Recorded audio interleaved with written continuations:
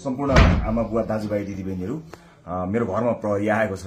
मैले समाचारबाट उच्च अदालतको आदेशबारे थाहा त पाएँ, तर बिना कुनै कागज अहिले यतिखेरसम्म मलाई केही पुर्जी पनि दिएको छैन, कागज पनि लिएको छैन। मेरो घरभित्र आएर बेडरुमभित्र आउनुभएको छ, मैले सार्वजनिक पनि गरिसकेको छु। अब यसरी तैनाथ उताबाट आदेशभन्दा पहिले तैनाथ हुने यो सबै चिजले एउटा ठूलो आशंका सृजना गरेको छ। मैले सम्मानित अदालतको आदेशलाई सधैँ मानेकै छु, कानूनलाई मानेकै छु। म पहिला पनि आफै उपस्थित हुन गएको हुँ, अहिले पनि सार्वजनिक गरेकै छु। तर यो राज्य आतंक, यो धरपकड ममाथि के कारणले भइरहेको छ मैले बुझ्न सकेको छैन। भोलिको चितवनको कार्यक्रमलाई निरन्तरता दिनु होला। मलाई लागेको थियो म केही कुरा भन्छु भनेर, तर जुन तरिकाले अहिले यो सामान्य अभ्यासभन्दा पर गएर जबरजस्ती गर्ने कोसिस बिना कागज पत्र छ होला, ल्याउनु पनि हुन्छ होला, ल्याउन सकिने पनि थियो। त्यो लिएर आएर लैजान सकिन्थ्यो, भोलि ल्यान सकिन्थ्यो। भरे पनि अझै कागज बोकीवरी प्रक्रिया मेरो लागि कुनै प्रक्रिया पूरा गर्न मानेको छैन। आतंकित बनाएर घरभित्र प्रहरी छिरेको छ। म यसै पनि गिरफ्तारी दिन्छु भनेर बसेकै छु।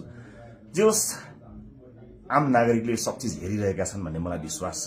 न्यायको लडाई म एक थोपा रगत रहुन्जेल लडिरहन्छु। यहाँले साथ दिनुहुनेछ भन्ने विश्वास मैले लिएको छु।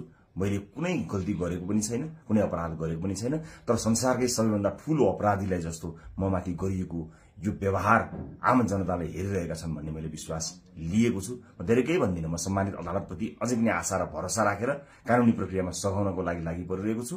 यो दुनियाँका जति पनि न्यायालयका ढोकाहरू छन् ती सबै ढोका ढकढक्याउँछु आफ्नो न्यायको लागि। र मलाई थाहा छ यहाँहरूले सबै कुराको साक्षी बसेर हेरिरहनु भएको छ होला भन्ने मैले विश्वास लिएको छु। म यति जानकारी मैले दिनु उपयुक्त ठानेर मैले यो भिडियो रेकर्ड गराएको छु। चितवनमा जति पनि मेरा आदरणीय मतदाता आमा बुवा दाजुभाइ दिदीबहिनीहरू हुनुहुन्छ, भोलिको कार्यक्रम नरोक्नु होला। अन्य साथीहरू आउनुहुन्छ, उहाँहरूले कुराकानी गर्नुहुनेछ, निरन्तर चलिरहन्छ।